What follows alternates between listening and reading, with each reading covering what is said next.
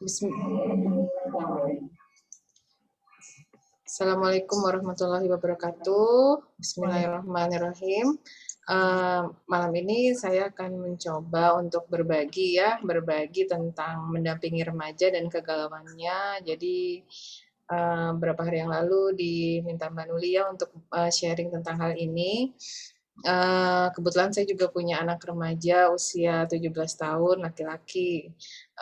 Ya sama sih seperti ibu-ibu lainnya pasti ada tantangannya ya. Meskipun saya punya artinya belajar gitu ya, tapi tetap dalam pelaksanaan sehari-hari itu challenging banget ya menghadapi remaja. Karena memang mereka khas dan unik gitu ya. Saya coba berbagi, suara saya cukup jelas ya Mbak Nuli dan teman-teman? Jelas. Oh, cukup, jadi ya, makasih.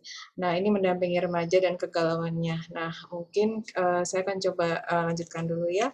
Ini gimana untuk next-nya? Saya juga ini rada-rada gatek. Ini dia. Nah, sebelumnya kita startnya dengan memahami dulu ya, siapa sih remaja itu. Nah, ini remaja itu kalau menurut WHO ya, seseorang yang berada dalam masa peralihan dari anak-anak menuju dewasa. Jadi usianya sekitar usia 12 sampai 24 tahun itu kalau WHO ya. Namun kalau yang saya dari buku teks gitu, ini dari Santrok gitu ya, remaja itu adalah anak-anak yang atau seseorang yang jadi masih dianggapnya anak ya, kalau kita kan sampai 18 tahun itu masih dianggap anak gitu. Remaja adalah masa perkembangan transisi antara masa anak dan masa dewasa yang mencakup perubahan biologis, kognitif, dan sosial emosional. Jadi ada 3 ranah ya, di sini ada biologis, ada ranah kognitif, dan sosial emosional. Ini menurut Santrok ya, yang biasa dipakai oleh teman-teman di kampus gitu, salah satu buku teks yang jadi rujukan. Nah, sesungguhnya ada 3 fase ya, 3 fase remaja. Ini saya materinya singkat-singkat aja karena waktunya juga terbatas. Nanti kita lebih banyak diskusi aja. 3 fase remaja, ada remaja awal. Nah, biasanya usianya mulai usia 10 tahun ya sampai walaupun tadi katanya mulai umur 12 tahun, tapi sekarang udah dimulai dari 10 tahun gitu ya karena ada sekarang anak-anak zaman sekarang udah lebih cepet ya, artinya mengalami pubertas gitu ya, seperti menstruasi itu ada yang dari kelas 4 atau kelas 5 gitu ya. Nah, itu sudah masuk ke remaja awal, sudah ada yang mengalami menstruasi atau kemudian pertumbuhan payudara gitu ya. Mungkin kalau dokter-dokter lebih paham ya mengenai masalah yang sifatnya fisik gitu ya. Ada perubahan atau munculnya tanda-tanda seksual sekunder yang seperti muncul jakun mungkin atau penis yang atau testis ya yang makin berkembang, kemudian perempuan menstruasi. Nah, anak-anak ini mulai menyadari gitu ya perubahan fisik, ada yang berubah gitu. Dan menjadi ingin lebih punya privasi gitu ya, karena mereka menyadari ini sudah berbeda dibanding masa anak-anak sebelumnya. Nah, hal ini juga seringkali membuat mereka menjadi lebih sensitif atau kalau orang sekarang bilang jadi baper gitu ya, lebih emosional, mudah tersinggung, dan meledak-ledak gitu. Kalau lagi marah gitu ya, yang kadang-kadang kita nggak paham nih, kenapa ini anak gitu ya, kenapa kok jadi kalau marah jadi lebih meledak-ledak atau baperan gitu. Kalau mungkin kita ajakin bercanda, dia dalam kondisi sensi gitu ya, jadi lebih mudah tersinggung. Atau mungkin sangat, kalau gembira juga meledak-ledak gitu, ekspresif gitu. Intinya mulai ada perubahan dan juga mulai senang dekat dengan teman-teman ya karena sudah mulai teman-teman sudah mulai bisa diajak bicara, membicarakan banyak hal gitu ya terkait dengan sekolah ataupun hobi dan lain-lain gitu. Nah, ini dari sampai usia 13 tahun remaja awal. mungkin kalau di sini sekolah SD ya, SD sampai SMP, SD kelas 5, kelas 6, sampai SMP kelas 1 gitu ya, kelas 1 atau kelas 2. Sekarang anak-anak tuh ada yang cepet ya, maksudnya mulai sekolahnya, jadi kadang-kadang ada yang kelas umur 13 tahun itu kelas 2 SMP gitu. Kemudian ada remaja pertengahan. Nah, remaja pertengahan ini usianya 14 sampai 17 tahun. Nah, ini sudah mulai dalam proses pencarian identitas diri gitu ya, mulai punya idola. Kalau sekarang mungkin lagi rame-ramenya ini ya, K-pop gitu, atau idola-idola yang lain gitu. Apa sih, grup band ataupun tokoh-tokoh yang dianggap menjadi trendsetter gitu, atau misalnya kayak YouTuber atau selebgram gitu ya, karena kan sekarang hampir semuanya anak-anak itu sangat melek digital gitu ya, atau digital native, bahkan dari bayi gitu atau dari kecil sekali sudah terpapar atau sudah uh, ini apa namanya dengan perangkat digital gitu ya, gadget dan lain sebagainya. Nah, mereka ini sudah mulai memiliki sudut pandang atau nilai-nilai sendiri, sehingga kadang seringkali menjadi sering mudah konflik gitu ya dengan orang tua tuh, karena udah punya maunya sendiri gitu, sederhananya gitu ya, ada keinginannya sendiri. Terus sudah mulai memiliki ketertarikan dengan lawan jenis dan lebih banyak menghabiskan waktu dengan teman sebaya gitu. Kalau yang tadi di awal mungkin baru teman-teman sekolah gitu ya, kalau yang usia 14 sampai 17 tahun ini mungkin udah lebih luas lagi mungkin pertemanannya, atau mungkin lebih erat gitu ya, ada peer group-nya atau ada squad gitu, ada gengnya gitu ya, kalau kita bilang zaman dulu geng gitu. Jadi mereka lebih intens lagi menghabiskan waktu atau berkomunikasi dengan teman-teman sebaya. Nah, ini juga lebih moody gitu ya, secara emosional suasana hati lebih mudah berubah gitu. Nah, selanjutnya untuk fase selanjutnya yaitu remaja akhir. Ini usianya 18 sampai 23 tahun ya diperkirakan, atau 24 tahun. Nah, ini sudah mulai matang gitu ya, sudah mulai ada kematangan secara emosional walaupun belum sempurna. Kemudian jadi mereka sudah mulai berani untuk mengambil keputusan-keputusan sendiri. Misalnya kalau ini kan berarti sekitar setelah SMA ya, SMA kelas kelas 12 gitu ya kalau sekarang. Jadi mereka mungkin banyak yang memilih, kadang-kadang tuh pengen berpisah dari orang tua dengan mengambil kampus yang jauh gitu misalnya, karena lebih ingin mandiri, benar-benar mandiri dalam arti yang benar-benar mencari misalnya kayak kos, tinggal sendiri, berpisah dari orang tua karena udah semakin punya keinginan-keinginan sendiri dan tidak ingin dicampuri gitu ya, tidak keputusan-keputusannya.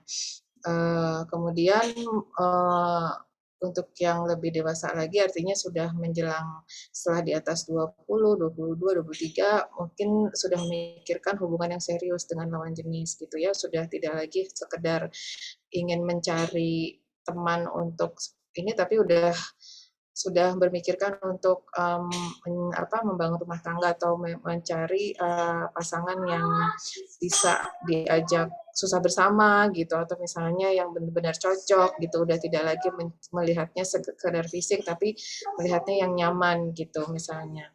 Terus kemudian cenderung idealis dalam hal ini kalau kita lihat kan mahasiswa ya, terutama kalau misalnya usia di atas 20 tahun yang sering demo gitu ya, turun ke jalan itu ya emang usia-usia segini, karena mereka udah lagi belajar gitu ya, lagi belajar di perguruan tinggi rata-rata gitu, dan mereka lebih banyak lebih banyak mendapatkan terpapar dengan teori ataupun hal-hal yang sifatnya ideal gitu. Jadi mereka istilahnya ya memang lagi idealisnya gitu. Makanya mereka berani untuk turun ke jalan meskipun belum tentu mereka juga bisa memberikan solusi yang konkret dan realistis gitu terhadap permasalahan yang sedang mereka demokan gitu ya. Tapi mereka akan mencoba untuk menyampaikan aspirasi seperti itu. Nah, emosinya sudah lebih stabil dan lebih rasional, jadi mereka sudah nggak uh, terlalu baper lagi, udah nggak dan udah mulai lebih bisa mengendalikan emosi seiring dengan pengalaman dan fokus-fokus yang mereka sedang hadapi gitu ya. Mereka misalnya lebih fokus untuk menyelesaikan studi, lebih fokus untuk mempersiapkan masa depan, seperti itu.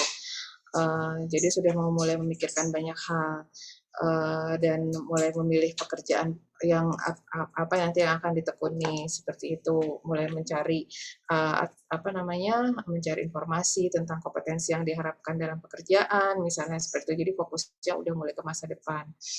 Kurang lebih seperti itu. Nah, ini ada tugas perkembangan remaja, misalnya dari beberapa tokoh gitu ya. Intinya eh, di masa remaja ini adalah masa di mana uh, seseorang mulai menerima keunikan diri gitu ya tugasnya. Jadi karena sudah ada perubahan secara fisik dan kemudian tanda-tanda seksual sekunder seperti perubahan suara, perubahan dalam bentuk tubuh, fisik gitu ya, maka dia mulai menyadari bahwa dirinya adalah seorang yang berbeda dari yang sebelumnya dan mulai membandingkan diri mungkin dengan anak yang lain gitu misalnya.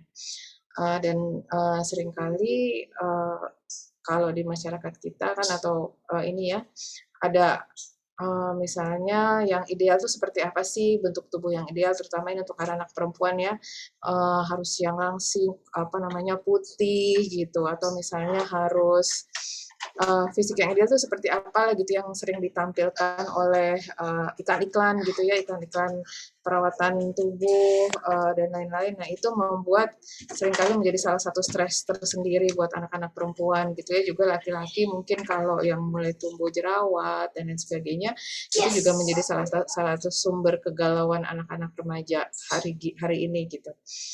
Nah, jadi itu salah satu tugasnya adalah dia bisa menerima bahwa mungkin fisiknya itu unik, kadang-kadang warna kulit, kadang-kadang ada yang merasa kurang tinggi gitu, atau misalnya tubuhnya terlalu gemuk, atau misalnya justru terlalu kurus, atau misalnya payudara yang tidak tampil secara maksudnya belum tampil kelihatan gitu atau sebaliknya terlalu besar dan sebagainya itu jadi cukup mengganggu cara seorang anak menerima dirinya gitu ya, body image-nya dia gitu. Karena kan seringkali kita dihadapkan gitu ya dengan apa yang ada di iklan, yang ideal tuh seperti ini dan anak-anak kan seringkali membandingkan gitu.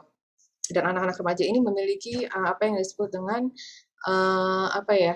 Hmm, imagery audience gitu. Jadi dia merasa dirinya tuh ditontonin sama banyak orang gitu. Jadi kadang-kadang merasa malu gitu. Terus mulai apa namanya kalau dulu kecil-kecil gitu mungkin SD gitu ya mungkin agak cuek atau nggak terlalu bermasalah dengan untuk tampil kalau sekarang mungkin agak lebih malu gitu kan jadi lebih misalnya mendorong teman-teman kamu aja gitu atau misalnya kalau uh, di antara teman-teman seperti itu atau misalnya diajakin pergi ke rumah saudara itu lebih lebih malu gitu lebih apa namanya di belakang gitu kan duluan duluan gitu misalnya jadi mereka merasa selalu diamati banyak orang gitu ya padahal itu sebenarnya imagery gitu ya sebenarnya jadi namanya imagery audience gitu jadi berasa diliatin sama semua orang gitu. Nah, jadi itu salah satu tugasnya juga menerima diri dan memiliki kepercayaan pada kemampuan sendiri. Jadi misalnya ya seringkali itu tadi ya anak-anak seringkali membandingkan diri dengan apa yang ideal, yang harusnya, yang perfect itu seperti ini dan seringkali itu membuat mereka jadi kurang percaya diri gitu. Jadi memang salah satu tugas orang tua nanti adalah mencoba untuk terus memberikan apa namanya mendorong gitu ya kepercayaan diri, menemukan keunikan dan menerima anak tersebut unconditional gitu ya tanpa syarat sehingga anak merasa diterima dirinya apa adanya dengan segala kelebihan dan kekurangannya gitu ya bahwa tidak ada orang yang sempurna tapi percayalah bahwa setiap anak itu memiliki potensi dan kemampuannya sendiri-sendiri gitu. Kemudian mencapai kemandirian emosional gitu ya, mengelola emosi. Jadi anak sudah tidak bisa lagi misalnya merengek atau misalnya tantrum gitu ya. Jadi sudah mulai harus belajar memiliki kemampuan mengelola emosi, apalagi Apalagi di masa-masa seperti ini tuh memang lagi sering, apa namanya, moody gitu ya, mengalami gangguan mood, tapi bukan yang gangguan dalam arti, gangguan psikologis, tapi lebih ke seringkali ada perubahan mood gitu yang mengganggu fungsi sehari-hari. Jadi salah satu tugasnya adalah membantu anak-anak ini untuk atau remaja ini memiliki kemampuan mengelola emosi. Kemudian karena juga anak-anak ini sedang senang-senangnya berteman, dengan teman sebaya gitu ya, yang juga sangat penting adalah, mengembangkan keterampilan komunikasi dan belajar bergaul yang sehat gitu ya. Gimana supaya tidak menjadi korban bully gitu atau sebaliknya membuli anak yang lain gitu ya, saling respect dan, bisa secara asertif kita mengungkapkan apa yang dia rasakan tanpa misalnya menyerang orang lain, terus sebaliknya terlalu mengalah sehingga jadi korban, bullying gitu misalnya. Jadi, itu salah satu tugas yang juga harus dikuasai anak-anak, mengembangkan keterampilan, komunikasi. Kemudian juga menemukan manusia model untuk dijadikan identitas. Nah, ini kan anak-anak sering apa namanya, di usia segini tuh ya, kalau kita dulu pernah jadi remaja juga ya, kalau kita merujuk kepada diri kita dulu, sebagai remaja, pastinya kita juga punya tokoh-tokoh, yang kemudian kita jadikan idola, yang kita jadikan rujukan, seperti itu. Kalau zaman dulu saya siapa ya, saya juga lupa, tapi, intinya sih biasanya di usia-usia segini ada, kalau sekarang kan lagi rame-ramenya itu ya tokoh, apa namanya, grup band misalnya seperti itu, atau misalnya, YouTuber atau seleb ya itu yang seringkali menjadi, apa namanya, patokannya gitu anak-anak, saya pengen seperti itu dan itu wajar di usia-usia segini gitu. Kemudian memperkuat kontrol atau kendali diri atas dasar, apa namanya, nilai-nilai atau prinsip atau falsafah hidup termasuk di sini masalah keyakinan gitu ya, terutama untuk, batasan gitu, untuk ada boundary yang boleh, yang tidak boleh, yang menjadi, apa, nilai-nilai yang dianut oleh keluarga, termasuk di sini agama gitu ya, bagaimana batasan hubungan dengan lawan jenis, kemudian, penggunaan zat, psikotropika, internet sehat, atau perilaku berisiko lainnya. Jadi anak-anak remaja ini seringkali merasa, begini, jadi kalau saya, eee, kalau saya melakukan itu, saya nggak bakal, kejadian yang buruk gitu. Kalau orang lain mungkin bisa terjadi hal yang buruk, kalau saya enggak. Padahal dia sendiri sebenarnya beresiko. Nah, seringkali, itu terjadi gitu ya sama anak-anak, jadi kita, sebagai orang tua memang harus dari awal jelas memberikan batasan, sehingga anak-anak tahu apa yang diharapkan dari dirinya, apa yang, dianut, keyakinan yang dianut, apa namanya, nilai-nilai yang boleh dan tidak boleh, adab gitu ya, masalah adab di sini juga seperti itu, bagaimana berhubungan dengan lawan jenis itu kita kenalkan. Jadi anak-anak mengetahui, batasan-batasan dalam pergaulan misalnya, atau misalnya pengetahuan tentang, sex education gitu atau zat-zat psikotropika ini juga harus dikenalkan sehingga mereka tidak menjadi korban atau misalnya mudah, ikut, dengan, peer-nya gitu kan. Jadi memilih teman, memilih lingkungan itu juga menjadi apa namanya, hal yang harus dikenalkan kepada anak, seperti itu. Juga ketika misalnya penggunaan internet, harus, penggunaan internet dan sosial media gitu ya, itu harus sangat hati-hati bagaimana mereka mengungkapkan jati dirinya, karena ada orang-orang dewasa di sana yang tidak bertanggung jawab gitu ya, yang kurang bertanggung jawab sehingga mereka bisa dijadikan korban, seperti itu. Kemudian menjalankan peran sesuai dengan identitas jenis kelamin gitu ya. Jadi anak-anak juga dikenalkan yang perempuan dan yang laki-laki tentang apa yang diharapkan, pada mereka pada saatnya nanti ketika mereka, sebagai apa namanya, eee, suatu saat akan menjadi calon ibu, akan menjadi calon ayah gitu, apa yang dilakukan oleh laki-laki dan perempuan sehingga mereka nggak confuse gitu ya. Oleh karena itu sangat penting ada figur yang menunjukkan bagaimana menjalankan peran identitas jenis kelamin gitu. Eee, jadi jangan sampai mereka jadi bingung dan apa namanya, ya, eee, artinya kalau sekarang banyak ya marak gitu ya tentang LGBT seperti itu. Nah, kita harus hati-hati karena kita udah jelas gitu ya tentang hal itu, bahwa memang ada batasan yang tegas gitu bahwa ya apa yang dilakukan oleh perempuan dan yang laki-laki seperti itu. Agar tidak terjebak kepada, apa namanya, situasi atau lingkungan yang tidak sesuai dengan prinsip atau nilai yang kita anut gitu. Oleh karena itu memang harus ada contoh gitu, misalnya kayak misalnya contohnya perempuan apa yang dilakukan, meskipun perempuan boleh belajar, boleh apa aja, bisa melakukan apa yang dilakukan laki-laki, tapi ada hal-hal yang menjadi batasan, misalnya ketika uh, berpakaian tidak menyerupai, yang laki-laki tidak menyerupai perempuan dan sebaliknya gitu ya, menutup aurat dan sebagainya. Itu kalau kita udah punya apa namanya batasan yang jelas atau misalnya prinsip yang jelas gitu yang sudah kita kenalkan dari awal. Kemudian yang juga penting adalah mempersiapkan diri, mengembangkan kompetensi untuk pekerjaan dan peran-peran masa depan, terutama untuk yang anak-anak yang akan mulai kuliah gitu ya, mencari jurusan yang tepat supaya nggak salah jurusan, menemukan passion, bakat, minat, sehingga mereka bisa melakukan apa namanya pekerjaan itu atau memilih pekerjaan yang sesuai dengan apa yang mereka inginkan dan sesuai dengan bakat dan kompetensinya. Itu kurang lebih tugas perkembangan remaja. Nah, ini saya mencoba masuk ke istilah galau ya gitu ya. Waktu kemarin galau itu apa ya gitu. Karena sebenarnya kalau di psikologi sendiri istilah galau itu uh, tidak dikenal secara, artinya bukan istilah yang resmi digunakan dalam teks-teks psikologi gitu ya. Jadi biasanya ada gangguan seperti depresi, cemas. Nah, itu yang biasanya digunakan. Tapi karena ini kita pakai istilah galau, saya coba cari di KBBI gitu ya. Nah, ini sifatnya sih lebih ke kacau tidak karuan gitu ya. Terus sifatnya itu apa namanya, bimbang, bingung, cemas, gelisah. Jadi poinnya adalah emosi-emosi yang dirasakan tidak nyaman atau tidak enak, campur aduk gitu ya. Ada yang bilang juga mixed feeling misalnya seperti itu. Nah, saya memang belum akan masuk ke gangguan yang bisa didiagnosa karena mungkin ini sifatnya juga masih mood mood gitu ya, lebih ke suasana hati. Belum misalnya yang sifatnya udah gangguan gangguan perilaku atau misalnya gangguan kepribadian gitu. Nanti kalau misalnya pun ada muncul pertanyaan terkait itu nanti kita bahas bersama.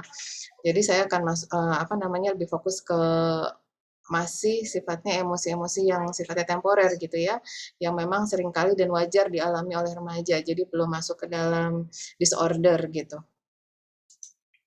Nah, ini mungkin tanda-tanda remaja galau gitu ya, ada perubahan suasana hati, ingin menyendiri, lebih sensitif, meledak-ledak, berkurang minat dalam melakukan aktivitas yang menyenangkan. Memang kalau ini akan lebih dalam lagi, artinya misalnya ditambah lagi nggak bisa tidur, gelisah, nggak bisa konsentrasi, bahkan sampai tidak mau melakukan apa-apa, bisa masuk ke diagnosa gangguan depresi gitu ya.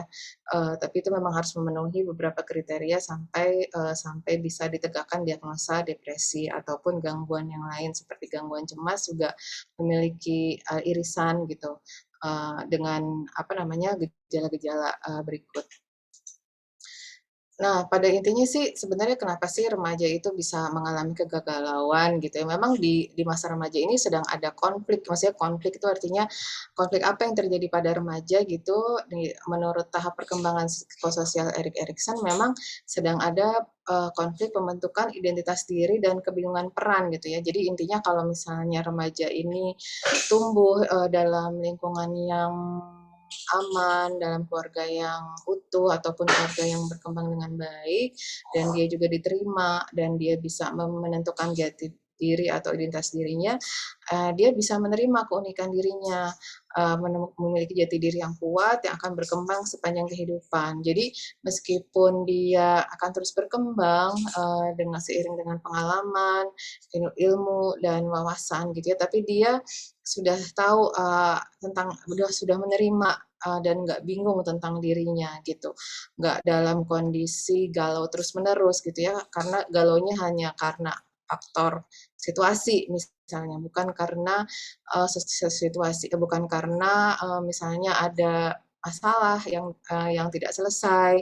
atau ada terutama yang dari keluarga ya, ketika misalnya ada konflik dalam keluarga, tidak mendapatkan bimbingan atau masalah tidak selesai sehingga dia kebingungan dalam misalnya menentukan bahwa saya ini siapa, bagaimana keluarga saya menerima saya gitu ya, kalau keluarganya penuh dengan pertengkaran misalnya seperti itu, bingung dalam mengatasi masalah sehingga si anak misalnya tidak tahu bagaimana caranya menentukan apa yang baik dan yang buruk sehingga selalu dalam kondisi confusion gitu atau kebingungan peran. Misalnya orang tuanya tidak bertanggung jawab atau misalnya ya ibu dan ayahnya terus-menerus bertengkar misalnya seperti itu. Nah, kalau kebingungan peran, anak akan mengalami kebingungan tentang jati dirinya. Dia bingung nilai-nilai apa sih sebenarnya yang dianut oleh keluarga ini, apalagi kalau tidak konsisten gitu ya. Bingung dia di mana bisa merasa cocok, kecewa pada diri sendiri. Nah, selanjutnya mungkin dia akan terus mencari, mencari sampai akhirnya ada yang menerima. Nah, belum tentu yang menerima ini adalah lingkungan yang baik gitu misalnya.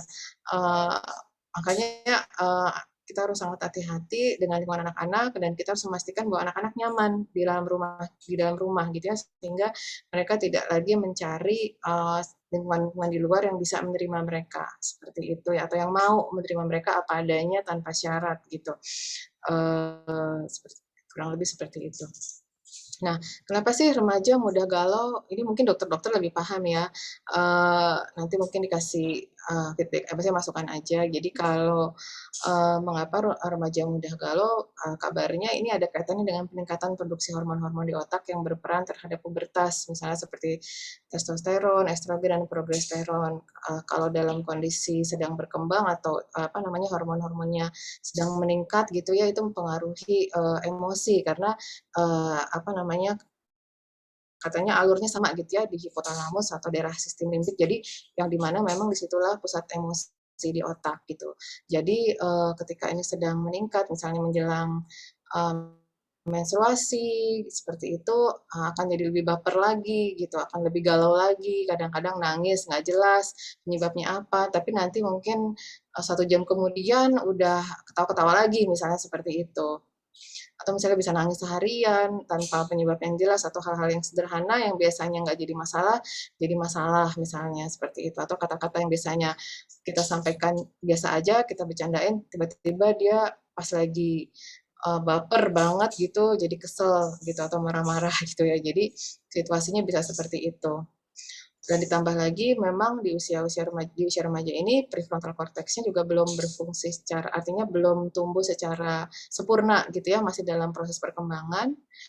Di mana si prefrontal cortex ini atau otak depan ya, kita bilangnya otak depan itu adalah sebagai fungsi eksekutif atau executive function yang memiliki fungsi perencanaan, pengambilan keputusan, problem solving yang masih belum berkembang secara sempurna. Jadi kalau misalnya ada sesuatu trigger gitu ya, yang sifatnya memancing emosi, ya dia akan sifatnya reaktif gitu, bukan responsif gitu ya. Reaktif dalam arti mungkin langsung nyamber gitu ya, langsung marah atau langsung nangis atau memunculkan apa namanya ekspresi emosi tertentu. Nah, yang memang kita tetap harus nanti kita latih gitu ya, kita latih, kita ajarkan untuk bisa menjadi lebih tenang, untuk tidak menjadi reaktif gitu ya dengan manajemen ataupun dengan pengelolaan emosi, dengan mengenal apa sih yang dirasakan misalnya seperti itu, mengenal nama-nama emosi. Sebenarnya apa yang lagi dirasakan, apakah lagi marah, lagi kesel gitu. Kadang-kadang orang bereaksi karena dia tidak paham apa yang terjadi. Yang dirasakan adalah dorongan-dorongan yang sifatnya impulsif dan itu sifatnya automatically gitu ya, bukan sesuatu yang di dalam kendali gitu. Nah, salah satu tugas kita adalah membantu remaja untuk memiliki kendali itu gitu ya. Bagaimana caranya kita berjeda, lebih tenang sehingga akhirnya respon-respon yang ditampilkan itu lebih adaptif atau misalnya lebih bisa diterima oleh lingkungan. Jadi nggak marah-marah terus atau sebaliknya misalnya jadi baper atau mungkin apa namanya senang luar biasa gitu ya padahal konteksnya nggak sesuai gitu misalnya. Jadi kita salah satu tugas orang tua juga membantu anak-anak memiliki skill pengelolaan emosi di masa remaja. Nah, apa aja sih sumber-sumber kegalauan remaja kekinian? Kalau yang saya lihat gitu ya, browsing-browsing juga ini yang banyak muncul gitu ya, masalah akademis, pastinya tuntutan akademis itu menjadi salah satu sumber kegalauan anak-anak, apalagi misalnya kalau menjelang ujian misalnya atau PR-PR yang tugas-tugas yang menumpuk gitu ya, meningkat, tapi apalagi zamannya PJJ ya, sekolah online, seringkali mungkin ada hambatan-hambatan yang sifatnya karena apa namanya perangkatnya seperti itu, jadi atau misalnya cara menyampaikan gurunya jelas gitu ya, terus tiba-tiba soalnya susah-susah, padahal pas belajar tuh rasanya nggak nangkep misalnya seperti itu. Tapi tugasnya banyak banget misalnya, itu pasti juga jadi apa namanya sumber kegalauan remaja gitu ya.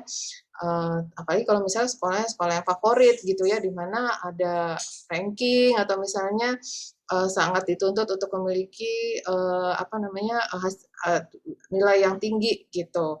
Pasti itu juga menjadi salah satu sumber stres atau kegalauan remaja.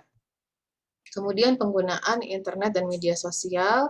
Nah, ini banyak studi yang menunjukkan bahwa medsos itu seperti Facebook dan lain sebagainya itu bisa men-trigger atau misalnya lebih banyak menyebabkan gangguan mood atau depresi gitu ya. Karena anak-anak jadi lebih membandingkan diri dengan apa yang ditampilkan di dalam feed-nya Facebook misalnya atau di Instagram gitu. Karena setiap orang pasti akan mencoba untuk menampilkan sesuatu seperti itu kan, jadi dia kemudian comparing. Nah, kalau dia tidak mengalami itu atau tidak seperti apa yang ditampilkan temannya, dia merasa nggak percaya diri atau rendah diri. Nah, hal seperti ini kita harus harus dampingi sehingga anak-anak juga lebih apa ya, lebih bisa menerima dirinya apa adanya bahwa apa yang tampil di media sosial itu memang yang sesuatu yang belum tentu realitanya gitu. Karena setiap orang ingin ingin apa ya, di-like misalnya, dan belum tentu itu realitanya seperti itu gitu. Jadi kita harus membantu anak-anak untuk membumikan atau kembali bahwa apa yang terjadi di media sosial belum tentu itu selalu sesuai dengan realita. Atau misalnya setiap orang yang punya kehidupan dan keunikannya masing-masing gitu. Jadi tidak selalu comparing misalnya secara fisik, bentuk tubuh, atau kemampuan, misalnya seperti itu potensi. Pasti setiap anak punya potensi yang masing-masing, potensi masing-masing dan yang mungkin ada yang belum tampil, belum dikembangkan misalnya. Kemudian yang menjadi sumber kegalauan adalah konflik dalam keluarga. Nah, ini juga sering ya, apalagi kalau misalnya keluarganya itu toksik. Kalau sekarang lagi banyak tuh istilah dibahas toxic family gitu ya, yang mungkin lebih yang abusive atau ketika menyampaikan atau berkomunikasi sifatnya uh, apa namanya agresif gitu ya, secara verbal tuh keras atau kasar atau violent gitu. Nah, ada anak-anak yang merasa tidak nyaman atau mungkin tidak berdaya menghadapi situasi seperti itu, atau misalnya ada sibling rivalry, misalnya yang tidak di-manage dengan baik oleh orang tua. Nah, itu menimbulkan jealousy dan lain sebagainya, menimbulkan kecemburuan. Nah, itu juga seringkali menjadi kegalauan gitu ya. Kemudian juga pasti sedang apa namanya marak-maraknya ketika di usia remaja adalah ini ya masalah pertemanan, karena mereka memang lagi banyak bersama dengan teman sebaya yang dimana rentan terjadi bullying ataupun peer pressure kalau si anak ini berada di dalam squad atau geng gitu ya. Terutama nih kalau laki-laki atau perempuan gitu ya, harus pakai pakaian yang seperti ini atau misalnya harus HP-nya harus begini gitu. Itu hal-hal yang seperti itu dia kan pasti melihat temennya gitu atau misalnya mengalami bullying gitu. Atau ya dia nggak percaya diri sehingga setiap ada sindiran dari temannya atau misalnya kata-kata teman yang jadi lebih sensitif, merasa dibully padahal mungkin temannya nggak bermaksud, itu bisa juga seperti itu. Jadi lebih baper gitu memang. Kemudian masalah fisik ya atau body image gitu, ini banyak terjadi di anak perempuan, tapi di anak laki-laki juga ada, terutama kalau anak perempuan tuh masalah bentuk tubuh gitu ya, apa namanya, kalau anak laki-laki biasanya tinggi badan misalnya. Jadi, kalau yang kurang tinggi takutnya merasa nggak percaya diri, kalau yang anak perempuan kalau gemuk tuh, kalau dia nggak percaya diri misalnya, atau misalnya kulitnya gelap gitu, atau misalnya ada jerawatnya. Nah, ini juga menjadi sumber kegalauan karena itu tadi, apa namanya, lagi mencari apa namanya, lagi merasa diamati oleh banyak orang, seperti itu, dan berusaha untuk misalnya patokan siapa nih yang ideal seperti idola saya, maunya begini, maunya begitu, seperti dia, misalnya seperti itu kan, terus dia terus membandingkan. Terus hubungan dengan lawan jenis juga menjadi sumber kegalauan, apalagi kalau misalnya sudah ada mulai ketertarikan gitu ya. Nah ini kita harus hati-hati karena jangan sampai artinya si anak merasa bahwa dirinya kalau nggak punya pacar tuh artinya dia nggak keren misalnya seperti itu. Padahal kita punya batasan terhadap dalam hubungan laki-laki dan perempuan. Nah itu memang nilai-nilai di sini memang harus dikenalkan dari awal sehingga kita bisa berteman dengan laki-laki tanpa misalnya harus pacaran dengan yang secara intens seperti itu gitu ya, atau harus punya pacar gitu. Kalau nggak punya pacar tuh rasanya nggak keren atau nggak ada yang berarti aku nggak disukai misalnya gitu.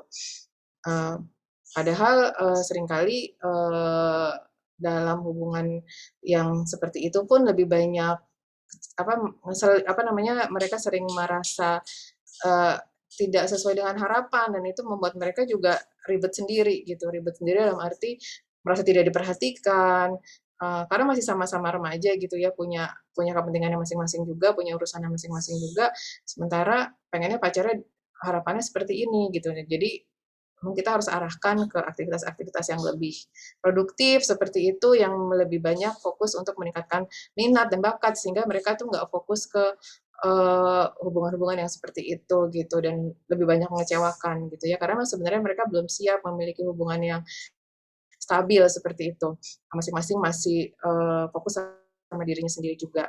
Kemudian sekarang seperti yang kita ketahui ya gadget gitu ya, game itu juga menjadi sumber kegalauan apalagi kalau anak-anak sudah mulai masuk ke addiction gitu ya udah nggak bisa lepas dari perangkat gadgetnya itu juga kalau nggak pegang HP gitu jadi galau gitu kan ada yang kurang atau misalnya kemana-mana nyarinya wifi gitu atau misalnya paket seperti itu kan paket kuota atau dan sebagainya kalau nggak gelisah harus isi gitu kan karena kalau nggak dia takut takut ketinggalan berita ada namanya fear of missing out atau FOMO gitu ya jadi harus selalu update dengan berita terbaru karena kalau enggak tuh rasanya left behind gitu dari teman-temannya gitu atau misalnya kalau yang ikut game online itu kalau pas teman-temannya main dia nggak main tuh rasanya kayak terasingkan misalnya gitu ya kemudian yang juga menjadi sumber apa namanya kegalauan adalah perasaan insecure atau overthinking tentang masa depan merasa dirinya nggak mampu nggak percaya diri misalnya terhadap kompetensi yang dia miliki seperti itu nah ini juga menjadi perhatian buat orang tua agar kita misalnya membantu anak menemukan passion, minat dan bakatnya gitu. Sehingga anak-anak bisa fokus dan diarahkan sesuai dengan kemampuannya sehingga dia merasa percaya diri dengan keunikannya, apa yang dia bisa, apa yang dia suka dan itu bisa tampil misalnya ada yang mungkin mendalami dengan kursus atau misalnya ikut lomba ini dan lomba itu sebenarnya untuk lebih ini ya meningkatkan apa namanya kepercayaan diri sehingga lebih lebih apa merasa kompeten gitu ya dengan tugas-tugas akhirnya di masa depan nanti gitu ya memilih jurusan apa yang sesuai dengan apa yang dia inginkan. Nah ini kita bantu gitu supaya dia menemukan passionnya. Nah, apa sih yang bisa dilakukan orang tua dalam menghadapi kegalauan-kegalauan remaja gitu ya? Yang pastinya memberikan contoh yang baik dalam mengatasi masalah dan pola hidup sehat. Jadi kalau misalnya anak lagi baper, kita juga baper, maka anak makin baper gitu kan. Jadi memang kita juga harus membantu diri kita sebagai orang tua untuk bisa mengelola emosi. Ketika kita juga tenang, maka kita akan jadi contoh buat anak untuk bisa mengelola emosi gitu ya, tidak ikutan baper atau tidak ikutan reaktif terhadap situasi yang dialami anak gitu. Jadi misalnya dia lagi uring-uringan gitu atau lagi nangis sendiri, ya mungkin kita kasih ruang dulu untuk misalnya selesaikan emosinya atau meredakan emosinya sampai dia tenang gitu, baru kita ajak bicara gitu. Terus kita perhatikan kualitas tidurnya, itu penting ya, cukup gitu. Karena kualitas tidur juga mempengaruhi emosi, kalau kurang tidur tuh biasanya anak-anak lebih cranky gitu kan, remaja itu masih membutuhkan 8 sampai 10 jam gitu, kalau dia tidurnya cukup biasanya akan lebih lebih kooperatif misalnya seperti itu. Terus olahraga, juga sangat penting ya bergerak gitu ya, karena, ketika bergerak kan muncul apa, hormon dopamin gitu ya, hormon-hormon menyenangkan, terus makan makanan yang sehat gitu ya, yang tidak terlalu banyak mengandung apa namanya micin gitu ya, ataupun yang jadinya sifatnya adiktif gitu kan, sehingga dia tidak bisa mengendalikan nafsu makan gitu kan, nanti akhirnya dia sendiri jadi kalau obesitas gitu dia jadi nggak pede lagi gitu kan, jadi bermasalah, jadi lingkaran lingkaran setan aja gitu. Jadi dia nggak apa namanya lagi stres, mungkin dia lari ke makan makanan yang sangat tempting gitu ya, junk food dan sebagainya, terus nggak bisa mengendalikan dirinya, akhirnya mungkin jadi obesitas gitu, jadi nggak pede lagi, nanti nggak pede, nggak nyaman dirinya, terus kemudian cari makanan lagi misalnya seperti itu. Jadi kita juga dorong untuk menemukan atau pola hidup yang sehat, termasuk dalam hal ini yaitu tadi olahraga, makan yang sehat,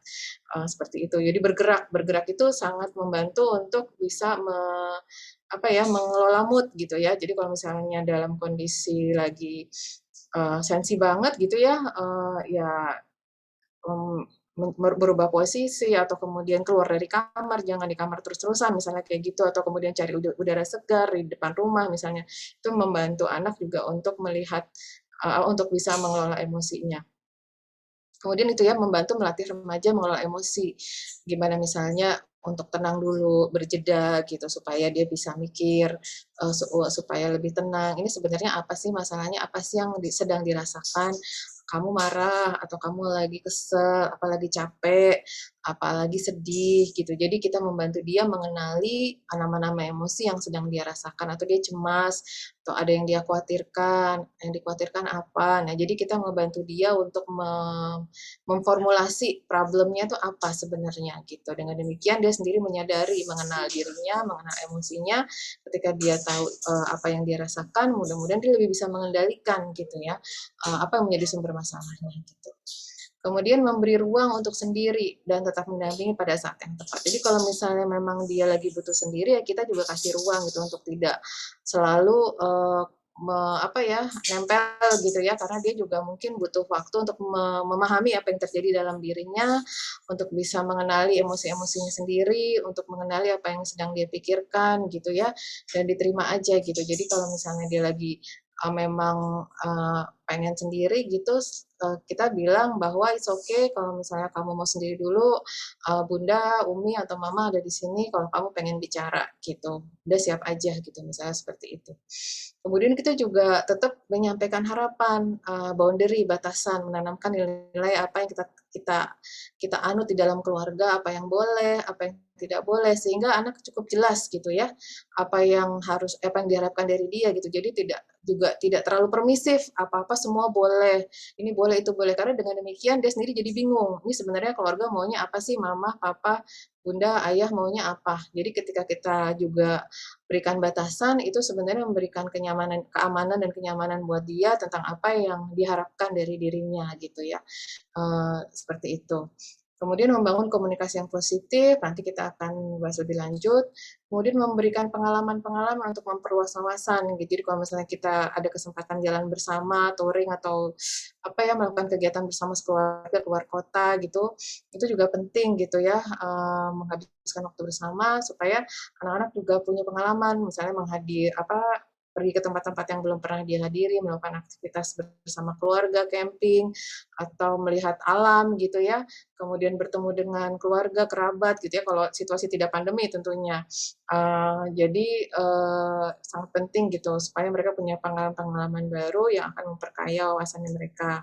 Sehingga mereka juga tidak melihat dunianya itu sempit gitu ya, tapi dunia ini luas gitu ya. Banyak orang yang sulit di luar sana, atau misalnya ada orang yang sukses yang bisa kita jadikan inspirasi di luar sana gitu. Jadi mereka melihat lebih banyak pengalaman. Kemudian juga memberikan penghargaan pada hal-hal positif maupun meskipun sederhana. Jadi kalau misalnya sudah berusaha melakukan sesuatu yang kita harapkan, meskipun itu mungkin simple atau sederhana, seperti misalnya membantu membereskan meja makan gitu, kemudian membantu membersihkan kamarnya sendiri gitu, kita berikan ucapan terima kasih, support, sehingga dia tahu apa yang dia diharapkan dan dia merasa dihargai bahwa upayanya itu dilihat dan diapresiasi gitu ya, dan itu mempengaruhi kepercayaan dirinya dia. Walaupun itu simple aja, misalnya naruh piring ke tempat cucian piring gitu, terus kemudian naruh baju di tempat pakaian kotor, atau misalnya bantu beresin lemarinya sendiri, kamarnya sendiri gitu, atau misalnya berpenampilan rapi seperti itu. Jadi kita lihatnya apa namanya, si anak tahu bahwa oh ini loh yang diharapkan, dan dia merasa dihargai gitu. Juga penting meluangkan waktu untuk menghabiskan waktu bersama gitu ya. Misalnya kalau ada anaknya 2 atau 3 atau tadi 5 gitu ya, sekali-sekali punya waktu untuk yang si nomor 1, si nomor 2, si nomor 3, ngobrol berdua aja seperti itu. Jadi si anak merasa diperhatikan dan merasa orang tuanya benar-benar hadir atau mendampingi dia gitu. Karena kan biasanya misalnya rame-rame gitu, ada yang mungkin dibanding yang lain lebih menonjol atau lebih komunikatif, sementara dia lebih diem gitu. Nah, yang seperti ini kita memberikan waktu sendiri, bahwa misalnya kita menemani dia melakukan sesuatu yang cuma sama dia aja misalnya gitu. Jadi apa yang dia harapkan, apa yang dia rasakan, apa yang dia pikirkan kita kenal misalnya. Nah, itu juga membangun bonding ya, atau jembatan atau kedekatan atau kelekatan, sehingga kalau kita mengharapkan sesuatu dari dia, itu akan lebih mudah ketika jembatan atau apa namanya, bonding itu sudah terbentuk, kelekatan itu sudah terbentuk dengan baik. Nah, ini terkait dengan penggunaan gadget dan sosial media ya. Jadi harus ada kesepakatan tentang kapan waktunya, dan kita tahu batasannya, dan menjelaskan dampaknya gitu ya. Maksimal sehari berapa jam, kalau untuk usia berapa ada media planning gitu. Jadi dan itu disampaikan gitu sesuai dengan fungsinya. Misalnya kalau sekarang memang kan PJJ misalnya, udah nanti kalau udah mulai sekolah lagi. Nah, tapi untuk selanjutnya di luar fungsi-fungsi untuk belajar dan sebagainya harus ada batasannya gitu. Karena pasti akan itu tadi ya dampaknya gitu. Nanti dia akan browsing-browsing atau kemudian mencari apa, membuka sosial media, kemudian mulai membandingkan. Jadi ada batasan-batasan itu juga apa namanya, perlu disepakati bersama, sehingga dia tidak masuk ke dalam situasi atau mood-mood yang nggak nyaman setelah membanding-bandingkan diri dengan, atau misalnya mendengar berita yang tidak nyaman atau membuat dia, atau hoax misalnya, atau misalnya melihat ada cyberbullying gitu ya, hal-hal seperti itu kita harus batasi, atau misalnya kita kenalkan sehingga anak-anak tahu batasannya sampai mana dia boleh apa namanya, menampilkan identitas dirinya gitu, foto-foto yang harus dia tampilkan, atau misalnya nama, alamat dan sebagainya, yang sehingga tidak disalahgunakan oleh orang lain yang tidak bertanggung jawab. Nah, ini do and don'ts berkomunikasi dengan remaja kurang lebih ya. Mungkin nanti setiap keluarga gitu punya ininya masing-masing, tapi ini hanya secara umum aja. Kalau yang sebaiknya tuh yang mendengar aktif ya, dan berempati. Artinya tuh mendengar aktif itu mendengar tidak hanya yang dia ungkapkan, tapi juga apa yang tersirat gitu ya. Dari bahasa tubuhnya, cara dia mengungkapkan, seperti itu. Kita tahu bahwa dia sedih atau misalnya dia marah gitu ya. Meskipun dia kayaknya lempeng-lempeng aja, tapi dia pilihan katanya tuh kayaknya kencang gitu, atau misalnya ngegas gitu kan. Berarti kan kita bisa mendengar bahwa oh ini anak lagi marah, ini anak lagi sedih, karena pilihan katanya itu banyak yang menunjukkan kesedihan, atau tampilan wajahnya tuh kayaknya gloomy gitu kan. Nah, itu kita coba untuk membantu dia menemukan apa sih masalahnya, seperti itu. Kemudian dimulai juga dengan pertanyaan-pertanyaan terbuka gitu ya, bukan yang sifatnya interrogatif gitu. Eee, karena dengan demikian dia bisa menjelaskan dengan lebih terbuka tanpa merasa apa namanya, dikejar gitu ya, yang di kita pengen tahu sedetil-detilnya masalahnya apa. Jadi dengan pertanyaan yang lebih terbuka, kita memberikan ruang pada dia untuk memilih sejauh mana dia mau mengungkapkan masalahnya, dan kita juga nggak perlu terlalu dalam kecuali itu sesuatu yang membahayakan misalnya. Jadi kita memberikan kesempatan dia untuk bercerita, dan biasanya dengan pertanyaan terbuka ceritanya justru lebih banyak gitu. Kalau yang sifatnya interrogatif justru dia akan lebih defensif gitu ya, lebih nggak mau cerita misalnya. Misalnya, "Kamu gini ya, kamu gitu ya?" Gitu. Nah, kalau gitu rasanya dari awal tuh udah, mungkin udah kesel gitu anaknya, tapi kalau misalnya, "Apa yang terjadi? Apa yang kamu rasakan? Bagaimana ceritanya?" Misalnya seperti itu. Kemudian menyampaikan harapan sesuai dengan keyakinan itu nggak apa-apa. Jadi kita kita ungkapkan bahwa apa yang Bunda harapkan, atau misalnya yang Bunda harapkan, kamu bisa memiliki prioritas dalam menggunakan waktu, misalnya kerjakan dulu tugasnya, nanti setelah itu kamu boleh melakukan hal-hal lain, misalnya seperti itu. Karena ada deadline tugas yang harus kamu submit gitu, harus diserahkan ke guru gitu.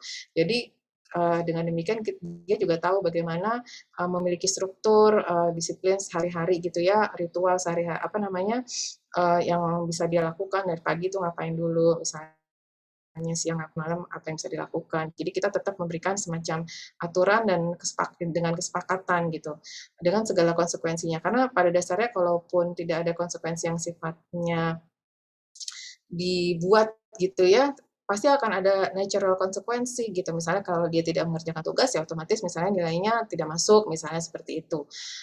Nah, jadi kita harus jelaskan bahwa misalnya ada yang namanya prioritas gitu, tugas dikerjakan dahulu, setelah itu boleh main sama teman-teman atau misalnya boleh melakukan hal yang lain lagi, misalnya. Kemudian juga memberikan umpan balik yang positif, hal-hal yang positif kita ucapkan terima kasih, misalnya kamu keren, kamu hebat. Tapi kalau misalnya negatif gitu ya, kita kasih tahu apa yang sebaiknya dilakukan gitu, tanpa memojokkan gitu, tanpa misalnya menjudge atau menyalahkan, menghakimi misalnya, aduh kamu males banget sih gitu, atau misalnya nih kamu memang nggak bisa nggak bisa ngatur waktu, misalnya seperti itu. Jadi kita kasih tahu aja apa yang bisa dilakukan sih supaya tugas kamu bisa diselesaikan, bisa diserahkan tepat waktu. Nah itu ya kita jelaskan, kamu kesulitannya apa, misalnya seperti itu. Apa yang kamu rasakan sulit sehingga misalnya kamu nggak bisa ngumpulin tugas, misalnya seperti itu, misalnya atau hal-hal lain. Misalnya dia punya tanggung jawab tertentu di rumah yang tidak dia kerjakan, padahal udah disepakati misalnya. Kesulitannya di mana? Ayo kita cari jalan keluarnya, misalnya gitu.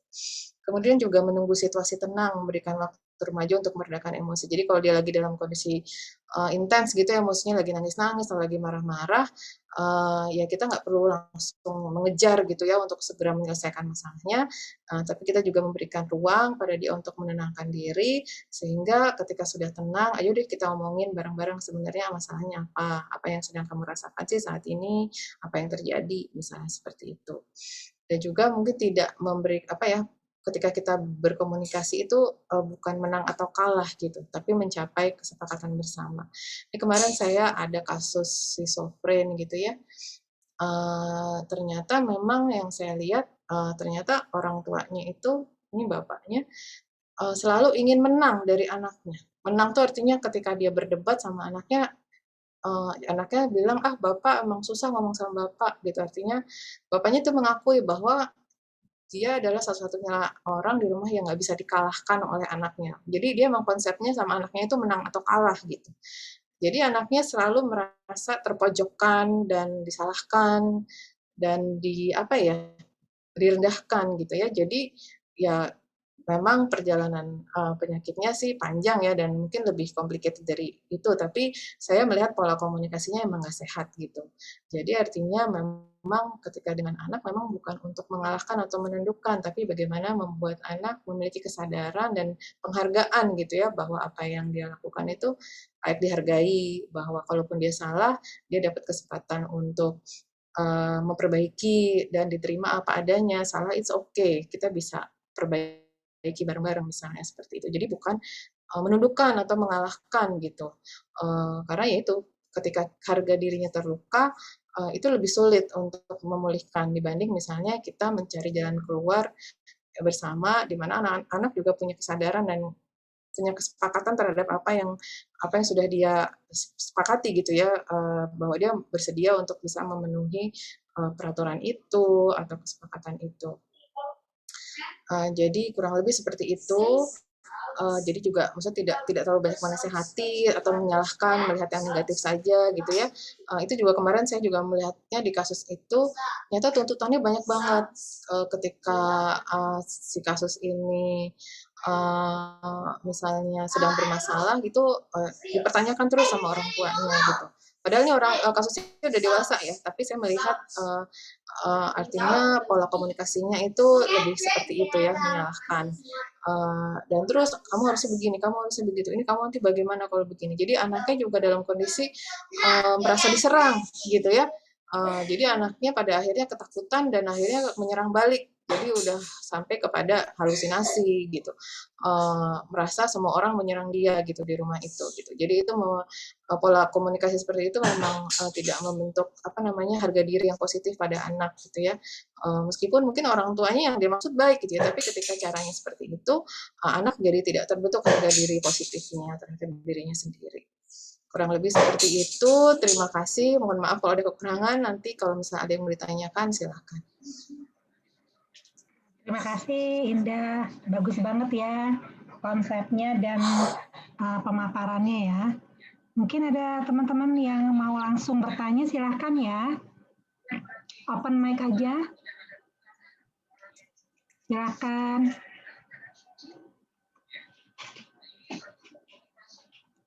Pengalaman di rumah nih. Mau memberikan masukan juga boleh, mau berdiskusi juga boleh. Anggapnya kita sama-sama orang tua. Mungkin ada anak-anak yang sudah remaja atau melewati masa remaja atau udah lewat juga boleh. Jadi kita saling sharing aja gitu, saling berbagi pengalaman. Mungkin silakan Mbak Ika. Silakan, ayo. Waalaikumsalam warahmatullahi. Terima kasih Indah. Iya. Mau tanya sedikit, aku kemarin pernah cerita sama Indah kalau anakku yang pertama 21 tahun, Asperger, pernah didiagnosa Asperger waktu usia 3 tahun.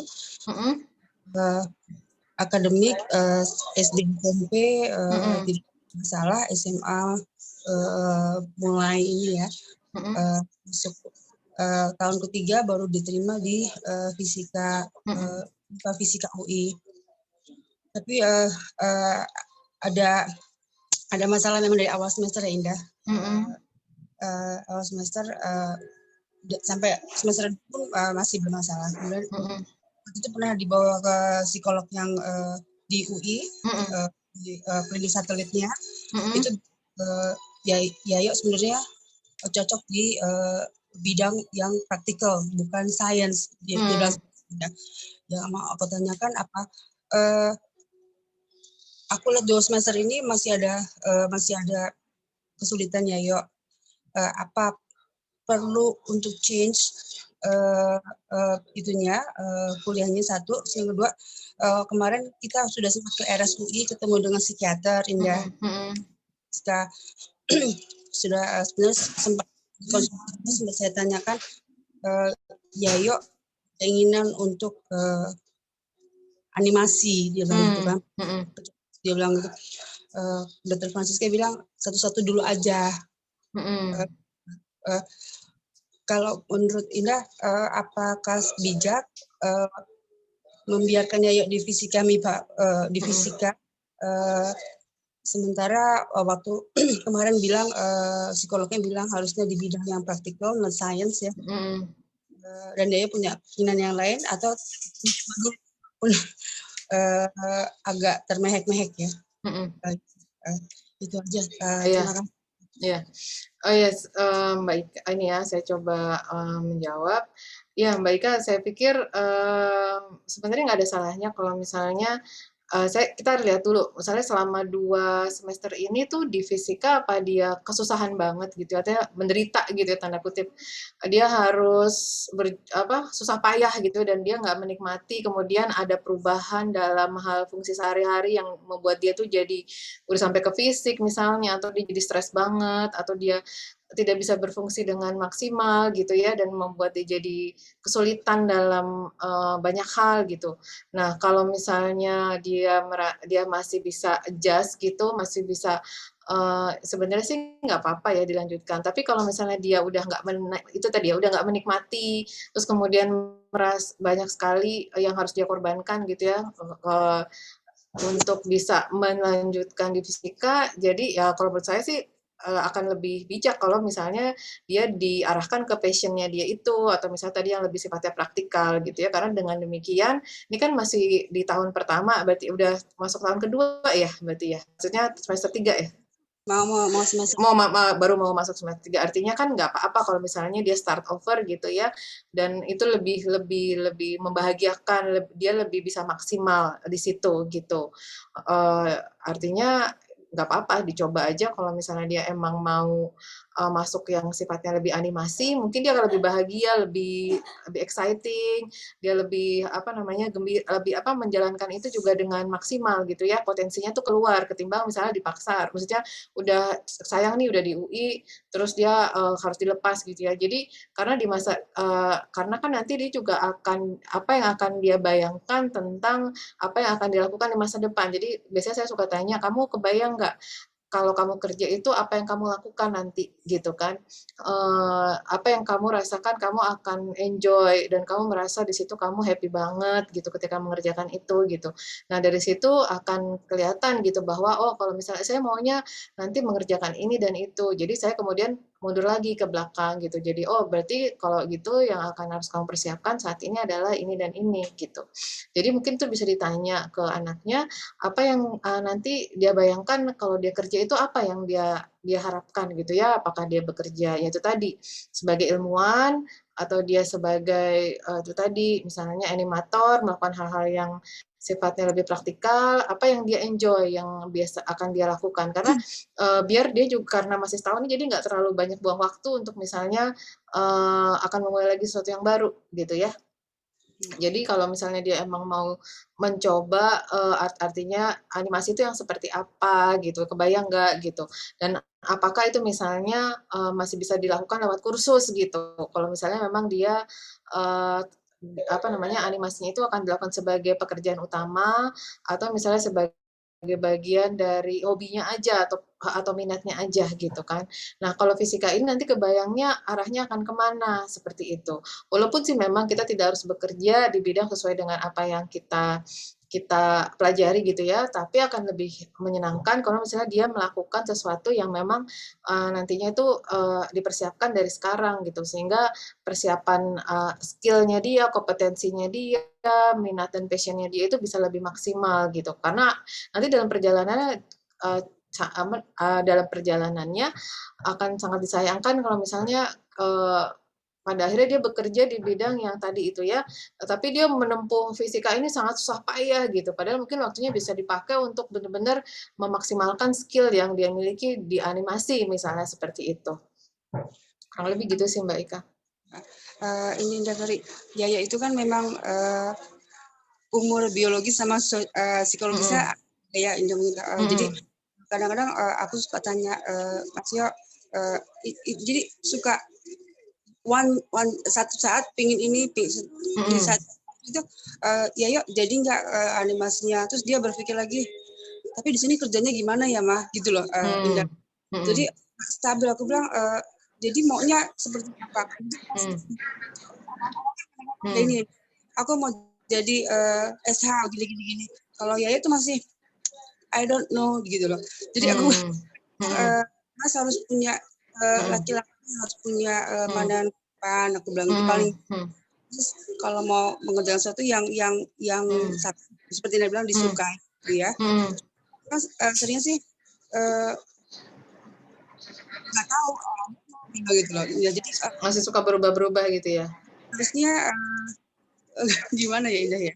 Iya, jadi kalaupun dia masih bingung, artinya kita bisa bantu dia lagi untuk misalnya ketemu sama orang-orang yang bekerja sebagai animator atau misalnya kita browsing nih, kalau animasi itu atau animator itu kerjanya bidangnya ini loh gitu, ruang lingkupnya ini dan ini, misalnya seperti itu. Jadi kita bantu dia misalnya kalau misalnya memang ada yang kita kenal gitu seperti apa sih gitu, misalnya kita bisa survei juga misalnya ke sekolah-sekolah yang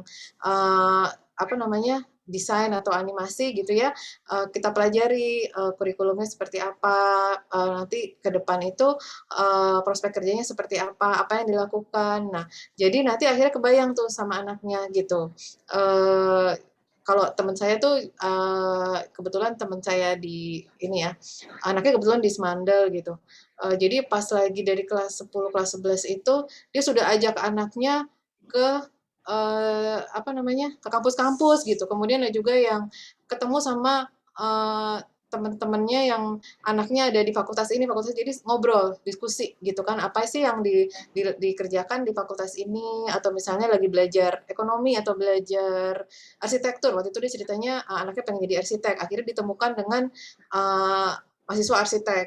Jadi dia ngobrol tuh si anak itu, apa sih yang dilakukan oleh mahasiswa, belajarnya apa sih ketika di arsitektur. Jadi si anak ini dapat gambaran gitu ya, bidang pekerjaannya seperti apa, sehingga dia dapat wawasan apa yang harus dia lakukan. Nah, tapi setelah dia tahu bahwa wah arsitek itu ternyata berat ya untuk perempuan misalnya, karena pekerjaannya itu bisa nggak tidur atau kerjaan tugasnya banyak banget. Akhirnya dia mundur gitu setelah itu, karena dia ternyata wah kayaknya saya bukan tipikal yang seperti itu gitu. Akhirnya dia mencari jurusan yang lain, dan sekarang akhirnya dapetnya di matematika UI gitu. Tapi karena memang dia senang dengan statistik misalnya. Jadi mungkin anaknya Mbak Ika bisa diajak nih ketemu, survei ke sekolah-sekolah animasi atau ke kursus-kursus aja dulu gitu. Misalnya ini ada kursus animasi, mau coba dulu nggak, belajarnya apa sih gitu. Kamu trial misalnya berapa kali kursus gitu, kamu nikmati apa enggak, suka apa enggak, misalnya seperti itu. Nanti kalau misalnya dia merasa enjoy, mulai menikmati, kan pasti ada spare time-nya ya, ada waktu-waktu luangnya. Nah, itu kita masukin atau mesti kita arahkan ke sana sebagai hobi aja dulu, Kalau memang ada perkembangan, misalnya kita tekuni, misalnya kalau memang serius, ya sekolah yang animasi beneran, seperti itu gitu. Jadi sekarang mungkin bisa dikenalkan dengan kursus-kursus animasi, kan sekarang banyak ya. Tapi itu kalau kursus animasi sama sekolah animasi yang beneran kan agak berbeda. Mungkin kalau yang sebagai profesional dan sebagai peminat itu berbeda kurikulumnya. Nanti kalau misalnya dia mau jadi sebagai profesional, berarti benar-benar udah diarahkan ke sekolah yang profesional. Tapi kalau misalnya dia masih sebagai hobi gitu ya, nggak apa-apa, kita kasih kursusnya aja dulu. Gimana, kamu enjoy nggak? Bisa ikutin apa enggak? Seperti itu. Kita lihat perkembangan nih, kita tanya sama gurunya sejauh mana dia mengikuti kursusnya dan ada perkembangan apa enggak. Karena kalau misalnya bakat itu kan sesuatu yang dia lakukan dengan mudah gitu ya, tanpa banyak effort dia bisa menghasilkan sesuatu yang luar biasa dan diakui gitu oleh lingkungannya gitu, bahwa dia memang misalnya kalau ada orang yang berbakat bahasa, belajar bahasa sebentar aja dibanding orang lain yang harus belajar bahasa dengan mati-matian gitu ya, itu berbeda gitu. Jadi kita lihat nih, dengan kursus animasi, apakah dia cepat, misalnya dia enjoy, dia happy, bahkan misalnya dia mau melakukan apa aja selama kursus animasi itu nggak boleh di skip, misalnya dia enjoy banget. Nah itu kita melihat bahwa dia memang serius nih dan dia memang suka misalnya di situ. Jadi dikenalkan dulu. Baik Indah, terima kasih banyak Indah. Iya, sama-sama Mbak. Jadi boleh ya dari sekarang dari tingkat dari SMA kelas 2 itu boleh kita tanya-tanya ya tentang masa depan, tanya jurusan. Iya. Nah, boleh. Saya mau nanya nih, kalau gimana ya caranya biar anak-anak kita itu kalau tes psikologi itu lulus gitu, atau lulus ya? Nah, gimana trik kiat-kiatnya? Apakah kita harus ngajarin people skill, ngajarin kepribadian, ngajarin pinter TPA juga, apa gimana ya Indah? Kan banyak ya. Iya, jadi kalau tes psikologi itu kan memang ingin menggambarkan kondisi anak pada saat itu ya, dan biasanya berlakunya tuh rata-rata 6 bulan ke depan gitu dari hasil tesnya. Dan itu kan hasil pembelajaran dari kecil ya, dan dari potensi yang dia miliki, apa yang dia pelajari, dan apa yang memang inherent dia miliki gitu, misalnya bakat, kemampuan, seperti itu. Nah, sekarang juga tergantung dengan tes-tesnya sih. Jadi sebenarnya kalau tes psikologi itu nggak ada yang disebut lulus atau nggak lulus sih gitu. Tapi lebih ke memang dia seperti itu, gambarannya seperti itu gitu ya.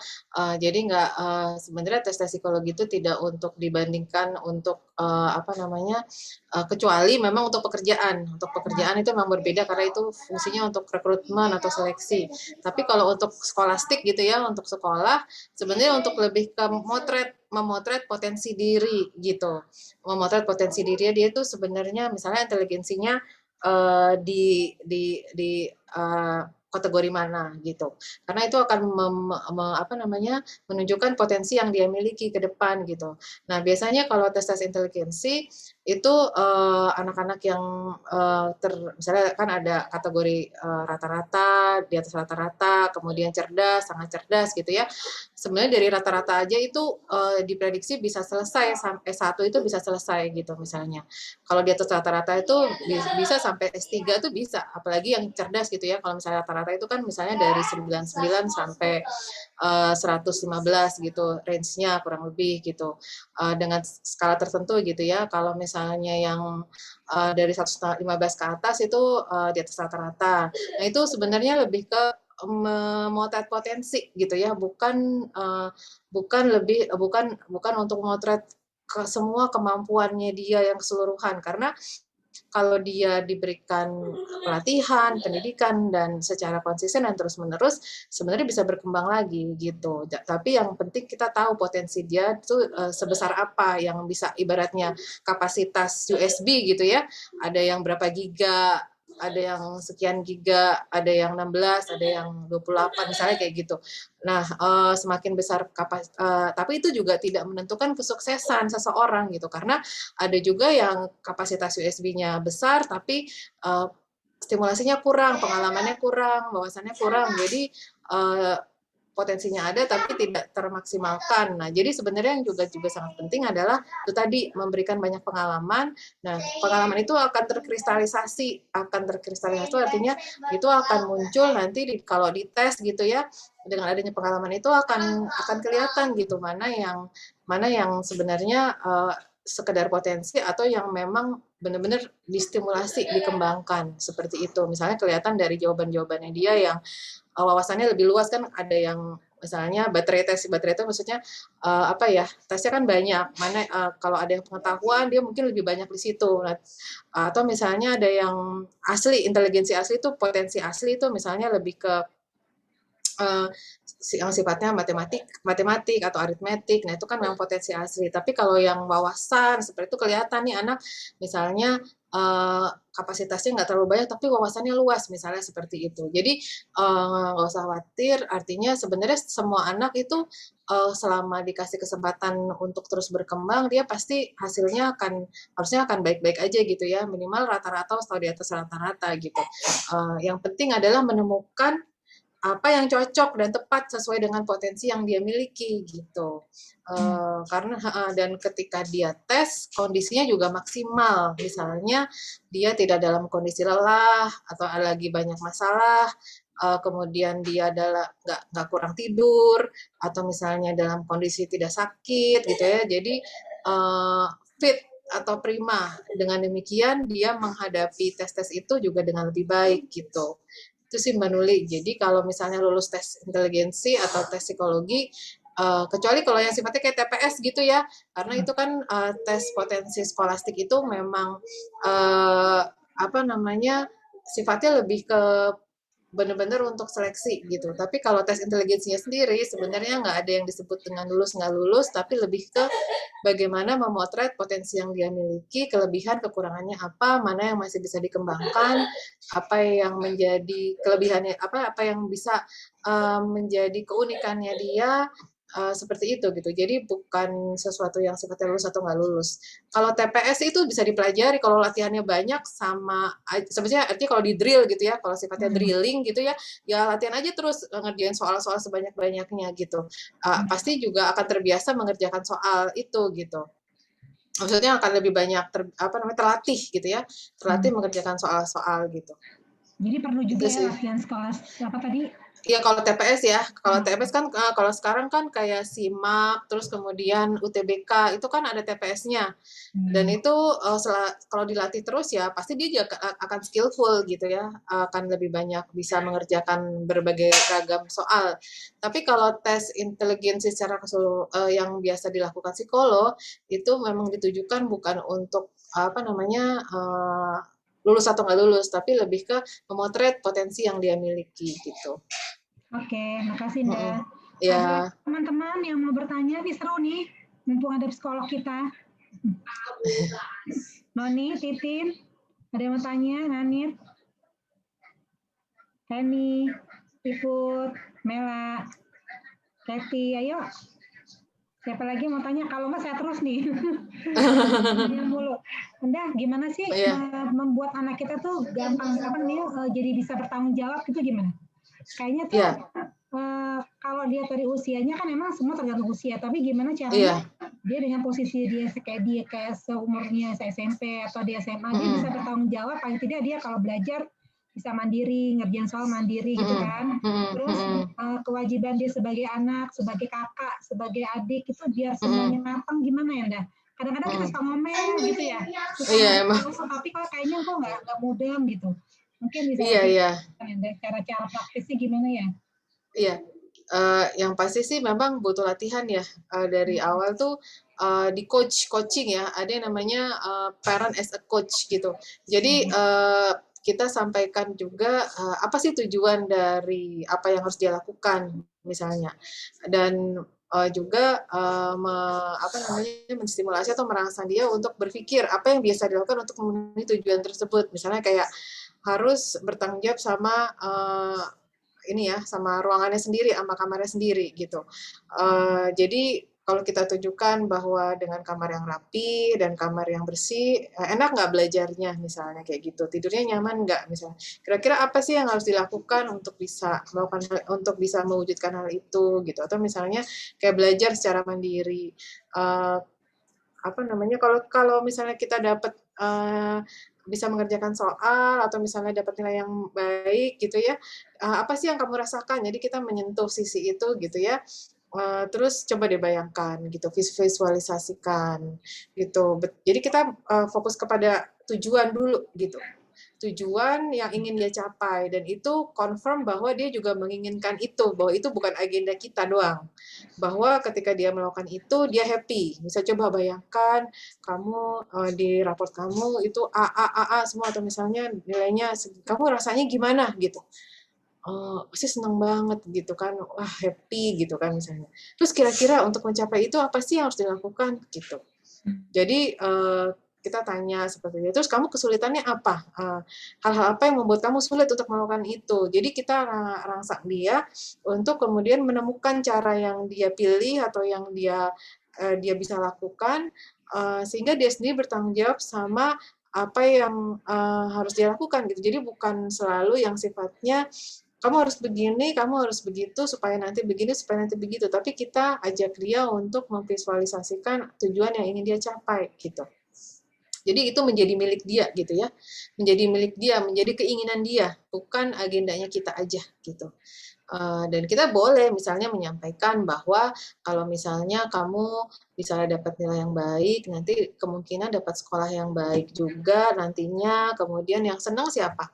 Dia lagi gitu. Yang senang kalau Bunda atau Umi udah selesai nih urusan sekolahnya kan, sekarang udah bekerja, tapi yang sekarang menjadi concern-nya kamu atau yang menjadi penting buat kamu adalah justru perjalanan kamu menuju masa depan. Nah, ini kan kita tarik ke belakang, jadi tarik ke depan kemudian mundur lagi gitu. Oh, pengen jadi apa sih nanti gitu. Misalnya pengen jadi dokter nih kayak Umi gitu. Nah, untuk jadi dokter tuh butuh nilai yang begini-begini loh gitu. Menurut kamu kira-kira untuk bisa mendapatkan nilai segitu tuh apa sih harus dilakukan gitu. Jadi kita ajak diskusi sehingga itu menjadi agendanya dia, bukan hanya menjadi agenda kita gitu. Yang sulit kan di situ ya, ketika kita ingin supaya dia melakukan apa yang kita inginkan, itu adalah keinginan kita, bukan dia. Nah, akhirnya dia tidak melakukan itu dengan kesadaran, tapi karena tuntutan. Nah, gimana caranya itu menjadi miliknya dia gitu, bahwa dia merasa penting memang untuk melakukan itu gitu. Sehingga tanpa disuruh, dia sudah memang harus melakukan itu gitu. Jadi itu sih memang tantangan ya, bagaimana caranya. Jadi ada istilahnya parent as coach gitu ya. Mungkin nanti kapan-kapan kita belajar juga tentang parent as coach. Iya, jadi coaching gitu ya. Kalau remaja itu memang paling ininya sih pendekatannya itu coaching gitu ya. Udah bukan lagi yang sifatnya, tapi lebih ke bagaimana menjadikan itu kesadaran buat dia, dan itu kita jadi coach-nya, kita mengarahkan, mendampingi gitu ya, bukan lagi menyuruh atau menginstruksikan apa yang harus dia lakukan gitu. Tapi memang itu tantangannya sih, mengajukan pertanyaan-pertanyaan yang relevan, yang membuka pikirannya dan masuk ke dalam kesadarannya dia bahwa dia bersedia untuk melakukan itu untuk dirinya gitu. Kalau misalnya nilainya bagus, yang senang siapa gitu. Pasti sebenarnya yang paling senang tuh kamu gitu. Kalau Umi atau Bunda ya mendukung banget, mendukung aja gitu. Tapi yang happy pasti kamu gitu. Oke, Nda. Itu sih Makasih. kurang lebih. Ada pertanyaan lagi nih, mungkin terakhir ya Anda, karena udah Indah mungkin udah juga udah malam. Iya, nggak apa-apa. Sekali lagi, kalau dalam psikologi tes Stephen itu bisa digunakan untuk menggambarkan kesenangan atau mil anak apa enggak ya? Stephen ya. Terus terang tuh kalau tes sidik jari seperti itu, ya itu kan sidik jari ya, itu kita nggak pelajari gitu. Maksudnya tidak ada kita tidak mempelajari secara ini ya, nggak pernah dapat kuliah tentang Stephen gitu. Jadi itu sifatnya karena karena kalau yang di kampus itu kita benar-benar yang evidence based gitu kan. Jadi tes-tes yang memang sudah diuji validitas dan reliabilitasnya sudah digunakan bertahun-tahun dan dilakukan penelitian yang sifatnya longitudinal gitu ya, bahwa dari berdasarkan norma-norma yang ada di konteks culture yang ada di Indonesia misalnya kayak gitu. Nah, tapi kalau tes Stephen itu kan dia pakai alat dan terus terang itu kita nggak tahu apakah misalnya sudah ada jurnal-jurnal yang bisa menunjukkan bahwa memang tes itu evidence based gitu. Tapi jadi itu di luar ranah psikologi sebenarnya, walaupun kalau dilihat dari hasilnya yang dibahas itu sangat terkait dengan psikologi ya, potensi, kepribadian, kecenderungan gitu ya. Tapi bagaimana pengkonstruksian tes Stephen itu kita nggak tahu gitu, karena kalau tes-tes yang dikonstruksikan secara ilmiah ya dengan dites uji validitas dan reliabilitasnya itu benar-benar ada ininya gitu, ada prosesnya gitu kan. Nah kalau Stephen saya kurang tahu nih Mbak Nuli gitu. Jadi gitu sih. Tapi saya selalu bilang gini sih sama teman-teman yang pakai Stephen ya silahkan aja gitu. Apalagi katanya kan akurat gitu ya. Emang bener gitu atau ya nggak apa-apa gitu, boleh percaya gitu. Tapi intinya jangan sampai sih potensi yang ada gitu. Artinya jangan sampai misalnya kita terlalu terpaku sama hasilnya gitu. Itu aja sih gitu. Artinya tes manapun juga seperti itu. Pasti ada semacam penyimpangan ya atau deviasinya yang kita nggak harus selalu percaya 100% gitu. Karena kan manusia itu sifatnya kompleks ya. Kita potret hanya mungkin sebagian dari keseluruhan yang ada gitu. Jadi boleh silahkan kalau misalnya mau dijadikan rujukan, tapi juga digunakan juga tes-tes lain yang mungkin bisa saling melengkapi dapat gambaran yang utuh dari seorang anak gitu ya. Jadi bukan hanya satu tes aja. Kalau misalnya mau tes Stephen silahkan nanti tes-tes yang lain juga, terus lihat juga oh yang kalau ini dia begini gitu. Jadi kita nggak terpaku kepada hasil satu tes aja gitu. Oke, makasih Nda. Iya, sama-sama. Mau nanya, punya ini nggak? Punya kayak kan banyak tuh sekolah-sekolah kepribadian, sekolah-sekolah motivasi yang ada di tim-tim psikologi, ada nggak sih kayak gitu? Misalnya remaja, SMP, SMA, ada tes kepribadian dulu banyak ya yang Paul lah atau Mary Riana ya, kayak gitu-gitu di juga ada nggak yang kayak gitu Nda?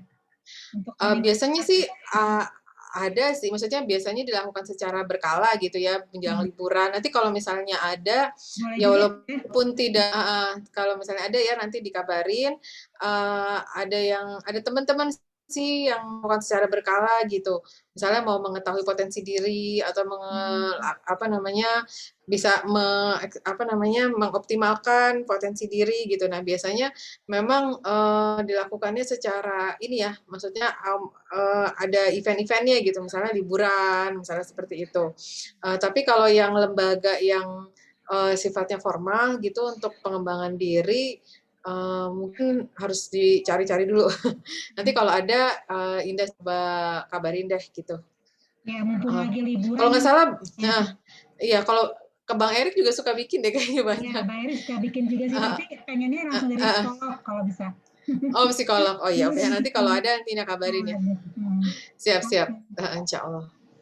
Teman-teman gimana? Iya. Udah selesai ya? Kayaknya nggak ada lagi pertanyaan.